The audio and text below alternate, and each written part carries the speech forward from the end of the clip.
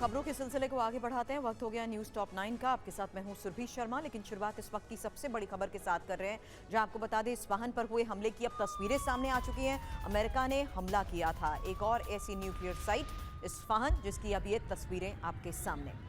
America का Iran पर भीषण हमला, जहां 3 न्यूक्लियर साइट्स पर हमले को अंजाम दिया गया। उन्हीं में से एक इस्फहान पर हमले की ये लेटेस्ट तस्वीरें सामने आई है, जहां दूर दूर तक काले धुएं का ये गुबार, जिससे साफ है कि किस तरीके से इस्फहान पर हमलों को अंजाम दिया गया। काले धुएं का ये गुबार दूर दूर तक नजर आ रहा था। लेकिन इस बीच अब आपको बता दें, तीनों न्यूक्लियर साइट्स में से एक इस्फहान की तस्वीर आपने देखी। अमेरिका के हमले से फोर्डो प्लांट को किस तरीके से नुकसान पहुंचा, उसकी तस्वीर भी अब आपके सामने, क्योंकि फोर्डो प्लांट पर हुए नुकसान के सबूत अब सामने आ चुके हैं।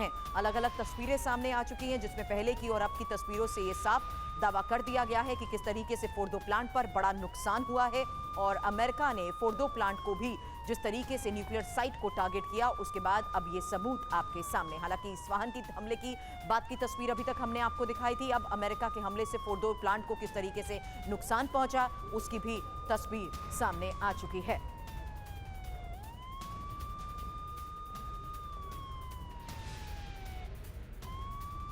और इस वक्त एक और सबसे बड़ी खबर है, और ये अमेरिकी रक्षा मंत्री पीट हेग्सेथ का बड़ा बयान। कहा इस्फहान, फोर्डो और नतांज के न्यूक्लियर साइट को भारी नुकसान। हमले में नागरिक ढांचे या नागरिकों को कोई नुकसान नहीं पहुंचा है। ऑपरेशन में गुमराह करने की रणनीति का इस्तेमाल किया गया।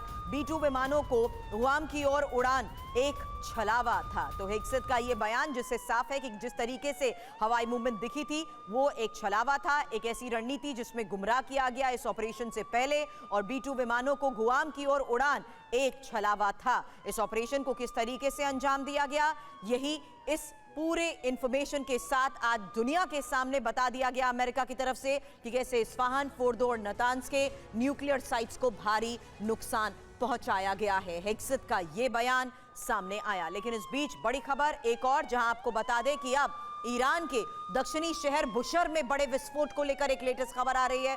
इजरायल ने बुशर के सैन्य ठिकानों को टारगेट किया है, और दमावंद में भी सैन्य ठिकाने पर अटैक को लेकर एक खबर है। हमले के बाद किस तरीके से धुएं का गुबार उठा, वो तस्वीरों के साथ साफ नजर आ रहा है। बुशर में ईरान का अहम परमाणु ऊर्जा संयंत्र है, यानी एक और ऐसी न्यूक्लियर फैसिलिटी जिसे टारगेट किया जा रहा है। ईरान में बुशर की ही तस्वीर सामने है। हमले के बाद की ये एक और तस्वीर सामने आई है, जिससे बड़ा दावा किया गया कि कैसे इजरायल ने बुशर में सैन्य ठिकानों को निशाना बनाया हुआ है।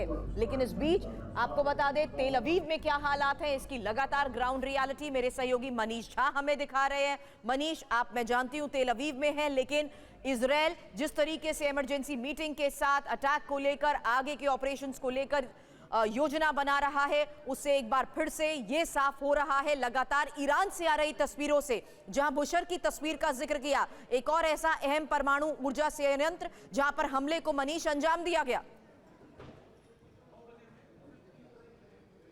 देखिए, नतांज या फिर फोर्डो की तुलना में बुशहर का जो न्यूक्लियर साइट है वो थोड़ा सा डिफरेंट है। वो इसलिए क्योंकि बुशहर न्यूक्लियर साइट पर रूस के साइंटिस्ट हैं, वहाँ पर न्यूक्लियर साइंटिस्ट हैं रूस के, वहाँ पर रूस के टेक्निकल एक्सपर्ट्स मौजूद हैं। और 3 दिन पहले राष्ट्रपति पुतिन ने इसके बारे में सार्वजनिक तौर पर कहा भी था कि हमारी मदद से वहाँ पर ये न्यूक्लियर साइट बन रहा है और ये न्यूक्लियर एनर्जी के लिए शांतिपूर्ण इस्तेमाल के लिए किया जा रहा है। तो कुल मिलाकर यह है कि वो ये कहना चाह रहे थे प्रधानमंत्री नेतन्याहू को भी और अमेरिका को भी कि भैया आपको जो भी फोर्डो में करना है कर लो या नतांज में करना है, लेकिन बुशहर की तरफ मत देखना।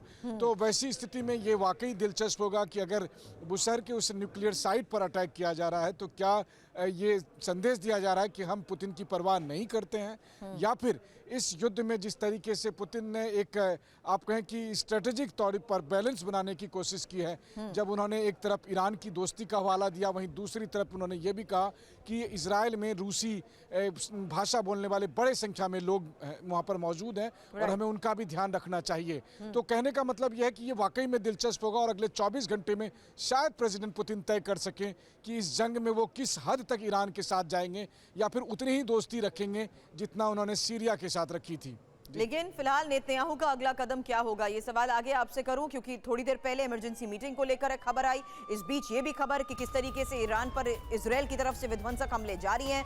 ईरान के ही अहवाज में सैन्य ठिकानों पर हमलों को लेकर ये तस्वीर सामने है। हमले के बाद सैन्य ठिकाने में लगी आग की ये तस्वीर सामने आई है। एक तरफ दक्षिणी ईरान के बुशर में लगातार हुए धमाकों के बाद तस्वीरें सामने आ रही हैं, वहीं एक और ऐसा इलाका सैन्य ठिकाने जहां टारगेट पर थे वो है अहवाज, जिसकी तस्वीर आपके सामने है। अब ईरान के याज में हुए हमले की भी तस्वीर सामने आ चुकी है। हमले के बाद तेज धमाकों की आवाज यहां भी सुनाई दी है।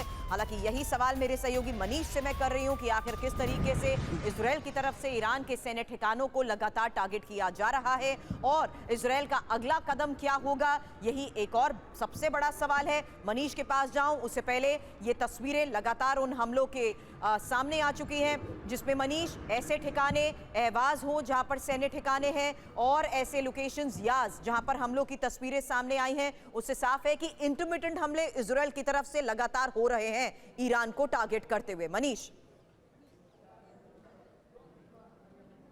अब बिल्कुल देखिए, इजराइल की तरफ से हमले में कोई कमी नहीं की गई है। आज भी बड़े पैमाने पर इजरायली फाइटर जेट ने आकर और ईरान में जो उनका टारगेट है उनको लगातार अटैक किया है। देखिए क्या है कि फोर्डो में अमेरिकी बमवर्षक विमानों की ज़रूरत थी भी, लेकिन उससे ज़्यादा ये एक आप कहें मैसेज ग्लोबली था कि इजराइल इस जंग में अकेला नहीं है, अमेरिका उसके साथ है। और इसीलिए ऐसी स्थिति में आज जो प्रधानमंत्री नेतन्याहू मीटिंग कर रहे हैं उसमें दो तरफा चीज़ें हैं। पहली बात है कि अमेरिका के इस जंग में आने के बाद और बमवर्षक विमानों के इस्तेमाल के बाद कितना न्यूक्लियर साइट को असल में नुकसान पहुंचा है, क्योंकि किसी भी तरह की कोताही नहीं बरतना चाहता है, तो स्पेसिफिक इंटेलिजेंस चाहिए इजराइल को। वहीं दूसरी तरफ आगे ये लड़ाई कैसे बढ़ाई जानी चाहिए उस पर भी इजराइल में मंथन चल रहा है। मनीष, थोड़ी देर पहले आपने पुतिन के रुख को लेकर भी बड़ी बात कही है। हालांकि अब आगे क्या होगा ये एक सबसे बड़ा सवाल दोनों स्तर पर है। इस बारे में आगे भी आपसे चर्चा करते रहेंगे, ग्राउंड रियलिटी देखते रहेंगे। शुक्रिया फिलहाल हमें ज्वाइन करने का। लेकिन इस बीच जिस बात का मनीष ने जिक्र किया उसी के तहत इस खबर को समझिए, क्योंकि एक और बहुत बड़ी खबर है जहां ईरान के विदेश मंत्री अब्बास अरागची आज मॉस्को के लिए रवाना होंगे और कल राष्ट्रपति पुतिन से करेंगे मुलाकात। हालांकि शुरुआत के पहले सवाल में ही पुतिन का जिक्र मनीष ने इसलिए किया था क्योंकि आने वाले वक्त में पुतिन का रुख क्या होता है ये इस बैठक में भी क्या चर्चा होगी, क्योंकि अमेरिकी हमले को लेकर दोनों के बीच जो चर्चा होने वाली है, ऐसे में अरागची ने कहा है कि राष्ट्रपति पुतिन से गंभीर वार्ता होगी।